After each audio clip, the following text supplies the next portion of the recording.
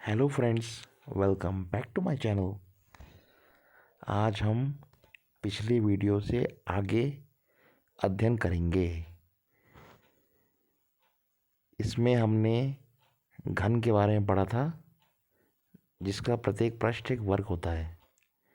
अब हम घनाभ के बारे में अध्ययन करेंगे, जिसका प्रत्येक पृष्ठ क्या होता है, एक आयत। इसमें लंबाई अलग होती है, चौड़ाई अलग और ऊंचाई अलग। तो लंबाई को L मान लेंगे, चौड़ाई को B मान लेंगे और ऊंचाई को H मान लेंगे। तो घनाभ का क्षेत्रफल हो जाएगा 2 into LB plus BH plus HL। इसी प्रकार हमें अगर चारों दीवारों का क्षेत्रफल ज्ञात करना होगा तो वो हो जाएगा 2 bracket L plus B into H, और इसका आयतन हो जाएगा LBH, मतलब लंबाई गुणा चौड़ाई गुणा ऊंचाई। इसी प्रकार अगली आकृति आती है बेलन।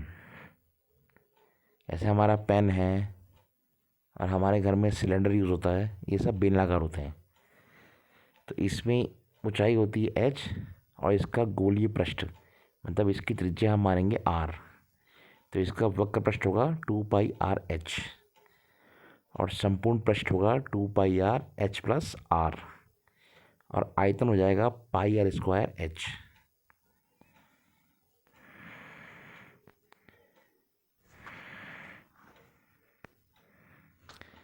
इसके बाद अगली आकृति आती है शंकु। जैसे आइसक्रीम होती है कोन के आकार की, तो इसे बोलते हैं कोन या शंकु। तो इसका वक्र पृष्ठ होगा πrL।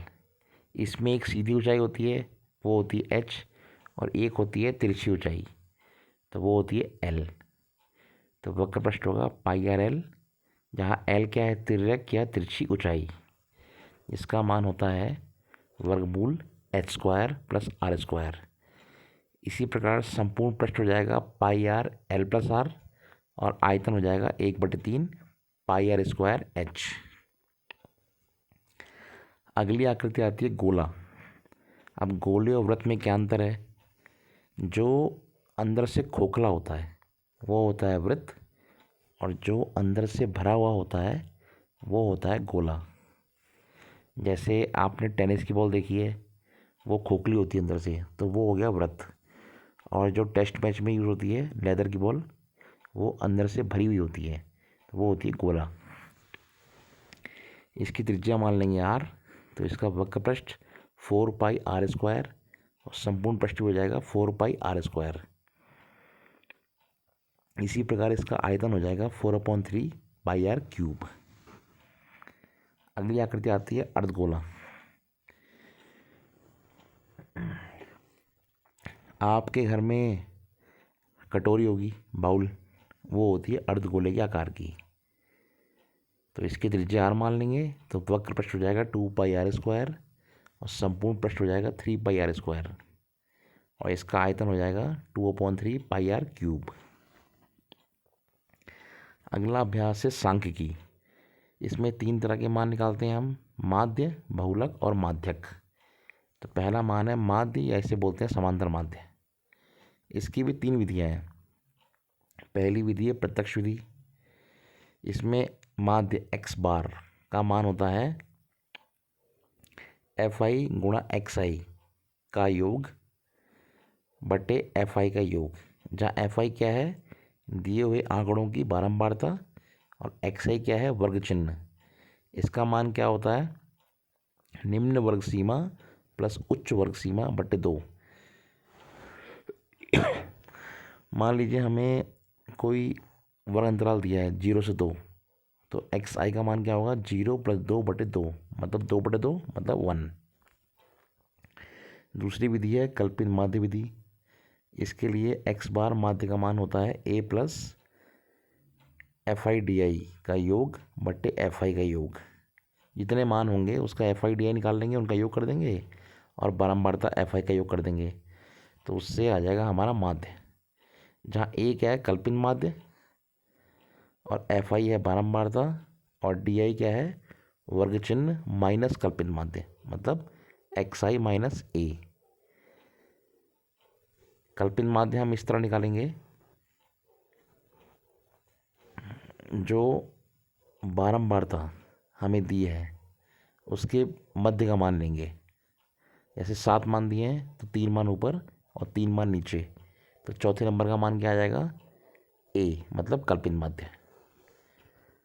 अगली विधि आती है पग विचलन विधि। इसके लिए x बार माध्य का मान क्या होगा, a plus H into F I U I का योग बट्टे एफ आई का योग। यहाँ a वही है कल्पित माध्य और एफ आई बारंबारता हो गई और h हो गया वर्ग अंतराल। जैसे 2 से 4 दिया है तो अंतर कितने का, 2 का, तो h का मान हो गया 2। और यू आई क्या हो गया, एक्स आई माइनस ए बटे एच, मतलब जो हमने डी आई निकाला पहले उसको हम वर्ग अंतराल से भाग दे देंगे तो हमारा यू आई का मान आ जाएगा। फिर एफ आई में यू आई से गुणा करके इन सबको जोड़ देंगे और बारंबारता को जोड़ देंगे, तो इससे हमारा पग विचलन विधि द्वारा माध्य एक्स बार का मान निकल जाएगा। अगला भाग आता है इसमें बहुलक। बहुलक का सूत्र होता है L plus F1 minus F0 बट्टे 2F1 minus F0 minus F2 into H. यहाँ L क्या होती है, बहुलक वर्ग की निम्न सीमा, और F0 क्या है, बहुलक वर्ग से ठीक पहले वाले वर्ग की बारंबारता, और F1 क्या है, बहुलक वर्ग की बारंबारता, और F2 क्या है, बहुलक वर्ग के ठीक बाद आने वाले वर्ग की बारंबारता, और h क्या है, बहुलक वर्ग के अंतराल का अंतर। तो जिसकी बारंबारता सबसे अधिक होगी उसे मानेंगे बहुलक वर्ग। तो l हो जाएगा उसी वर्ग की निम्न सीमा, जैसे 4 से 6 है तो यहाँ पे l होगा 4, और F0 क्या होगा, बहुलक वर्ग जो माना है उससे पहले के वर्ग की बारंबारता, और F1 तो उसी वर्ग की बारंबारता बहुलक वर्ग की, और F2 मतलब बाद वाली वर्ग की बारंबारता, और h हो गया अंतर। जैसे 4 से 6 है तो अंतर हो गया 2 का, तो h का मान हो गया 2। इस तरह बहुलक हम ज्ञात कर लेंगे। अगला मान है इसमें माध्यक। तो माध्यक होता है L plus n/2 minus C F upon F into H. यहाँ L है माध्यक वर्ग की निम्न सीमा, n है प्रेक्षणों की संख्या, सी एफ है माध्यक वर्ग से ठीक पहले वाले वर्ग की संचयी बारंबारता, और f है माध्यक वर्ग की बारंबारता, और h है वर्ग माप, यह मानते हुए कि वर्ग माप क्या है, बराबर है। इसके लिए हम क्या करेंगे, पहले बारंबारता से हम संचयी बारंबारता निकाल लेंगे, जिसके लिए पहला मान तो वही रहेगा, और दूसरे मान के लिए पहले में दूसरे को जोड़ देंगे, फिर तीसरे के लिए दूसरे को तीसरे में जोड़ देंगे। इस तरह संचयी बारंबारता निकल जाएगी। फिर हम कुल प्रेक्षण गिन लेंगे कितने हैं, n का मान निकालेंगे, तो n/2 निकालेंगे। अब n/2 का मान वर्ग अंतराल में जिस वर्ग के बीच में आ रहा है और जिससे छोटा आ रहा है उसे हम क्या लेंगे, माध्यक वर्ग। फिर इस हिसाब से हम सी एफ, एफ और एच का मान निकाल के माध्यक का मान ज्ञात कर लेंगे। अगला अभ्यास होता है प्रायिकता, प्रोबेबिलिटी। प्रायिकता का मान क्या होता है, संभव परिणाम बट्टे कुल परिणाम। अब प्रायिकता का मान हमेशा 0 और 1 के बीच में होता है, या तो 0 आएगा या 1 आएगा या उसके बीच में आएगा। प्रायिकता कभी 0 से कम नहीं होती और प्रायिकता कभी 1 से बड़ी नहीं होती है। उदाहरण जैसे सिक्का उछालना, अब सिक्का उछालेंगे 2 ही परिणाम आएंगे, या तो हेड आएगा या टेल। तो हेड आने की प्रायिकता क्या हो जाएगी, 1/2, और टेल की भी 1/2। ऐसी पासा फेंकेंगे तो पासे में 6 नंबर होते हैं, 1 से लेकर 6 तक, तो किसी एक संख्या आने की प्रायिकता क्या होगी, 1/6। और सबसे इम्पोर्टेंट सवाल इसमें आता है ताश की गड्डी से संबंधित।